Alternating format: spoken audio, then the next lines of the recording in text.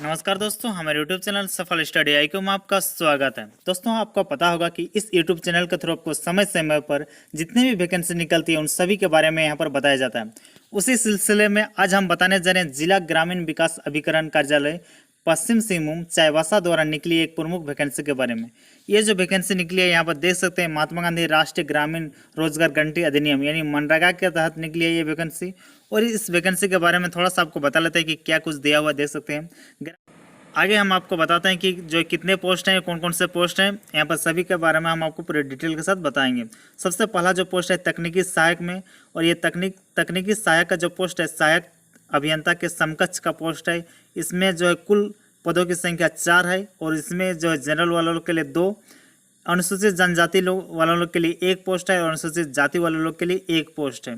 अगला हम बात करते हैं तकनीकी सहायक के लिए, जिसमें जो है कनीय अभियंता के समकक्ष का पोस्ट है यानी जूनियर इंजीनियर के लेवल का पोस्ट है, और इसमें जो कुल पोस्ट है वो 3 है, जिसमें जो है जनरल वालों लोग के लिए 1 पोस्ट है, अनुसूचित जनजाति के लिए 1 और अनुसूचित जाति के लिए 1 पोस्ट है।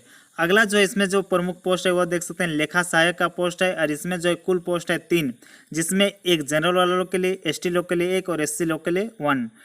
कंप्यूटर सहायक का जो पोस्ट है उसमें जो है कुल पदों की संख्या उसमें भी 3 है, जिसमें जो है जनरल वाले लोग के लिए कोई भी पोस्ट नहीं है, लेकिन अनुसूचित जनजाति यानी ST वालों लोग के लिए 2 पोस्ट है और अनुसूचित जाति वालों लोग के लिए 1 पोस्ट है। यहाँ पर नीचे देख सकते हैं नोट में दिया हुआ है कि आरक्षण रोस्टर के आधार पर रिक्तियों की संख्या कोटिवार घट बढ़ सकती है, यानी जो है रिक्तियों की जो संख्या है उसमें घटी या फिर बढ़ोतरी हो सकती है, ये चीज़ दी हुई है। तो हम आपको बताते हैं इसमें इसके अंतर्गत जो भी सैलरी आपको मिलने वाली है देख सकते हैं। तकनीकी सहायक वाले पोस्ट के लिए आपको जो मंथली आपका जो सैलरी होगी मासिक मानदेय ये होगी तकनीकी सहायक के लिए 19,234 रुपये होगी।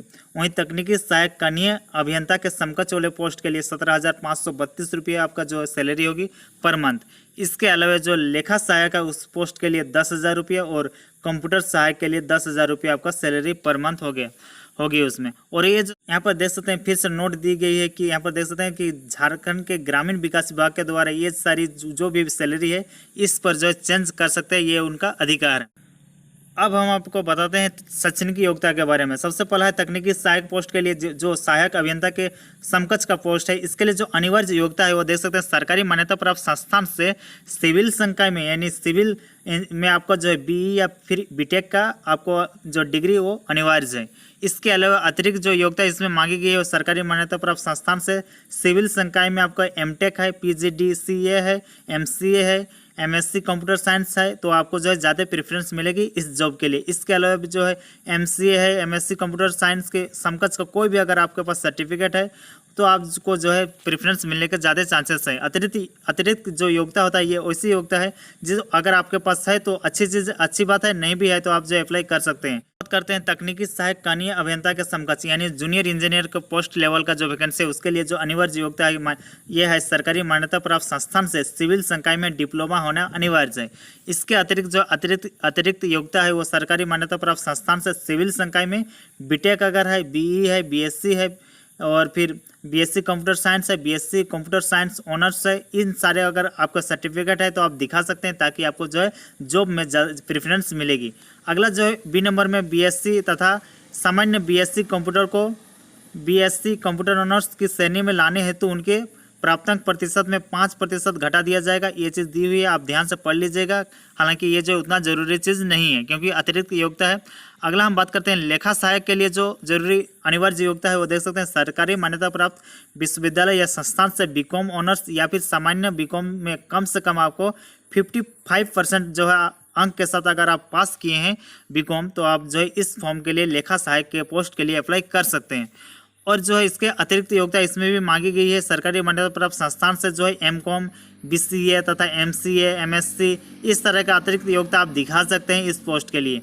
ऑप्शन नंबर B में भी यहाँ पर अतिरिक्त योग्यता का है, आप जो है MCA किए हैं, MSc कंप्यूटर के समान अगर कुछ पोस्ट इस तरह का कुछ सर्टिफिकेट है तो आप दिखा सकते हैं ताकि आपको जॉब में ज़्यादा प्रेफरेंस मिलेगी। अगला हम बात करते हैं कंप्यूटर सहायक के पद के लिए। इसमें जो अनिवार्य योग्यता मांगी गई वो है सरकारी मान्यता प्राप्त विश्वविद्यालय या संस्थान से निम्नांकित कोटि के व्यक्ति आवेदन दे सकते हैं। कौन कौन से लोग? जो अगर BSc कंप्यूटर ऑनर्स है, फिर BSc कंप्यूटर सामान्य है, BCA है और फिर सामान्य स्नातक उत्तीर्ण, उसके बाद अगर PGDCA का कोर्स आप किए हैं तो जो है आप इस कंप्यूटर सहायक के पद के लिए अप्लाई कर सकते हैं। इसके अलावा BCA तथा सामान्य BSc कंप्यूटर के प्रतिशत प्राप्तांक में 5 घटाते हुए उसे BCC कंप्यूटर ऑनर्स की कोटि में अंकित किया जाएगा। ऐसा कुछ दिया हुआ है, आप जो ध्यान से देख लीजिएगा अगर आपके पास ये सारे सर्टिफिकेट हैं तो। इसमें भी अतिरिक्त सर्टिफिकेट की बात कही गई है, खास करके MCA वालों को, BCA उन वालों को ज़्यादा प्रेफरेंस मिलेगी। जिस तरह से कहा गया है आप देख सकते हैं, कुछ देर वीडियो को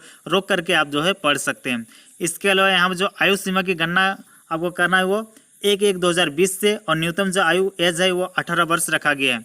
इसके अलावा आप देख सकते हैं अधिकतम आयु का भी यहाँ पर पूरे डिटेल के साथ दी गई है कि अनारक्षित यानी जनरल वालों के लिए 35 वर्ष, अधिकतम जो पिछड़ा वर्ग यानी OBC वालों के लिए 37 वर्ष, महिला और अत्यंत पिछड़ा वर्ग BC वालों के लिए 38 ईयर्स, और है अनुसूचित जाति अनुसूचित जनजाति के पुरुष और महिला दोनों के लिए जो है अधिकतम जो उम्र है वो 40 वर्ष होना चाहिए। और आगे देख सकते हैं कुछ हम बता रहे हैं आवेदन करने की प्रक्रिया हम पहले भी बता चुके हैं कि जो है आपको apply.rdd.jharkhand.gov.in पर जाकर आप जो है अप्लाई कर सकते हैं, ऑनलाइन आवेदन करना होगा। और जो है इसका डेट शुरू हो गया है 20 से, यानी 20 जून 2020 को स्टार्टिंग हो गया है।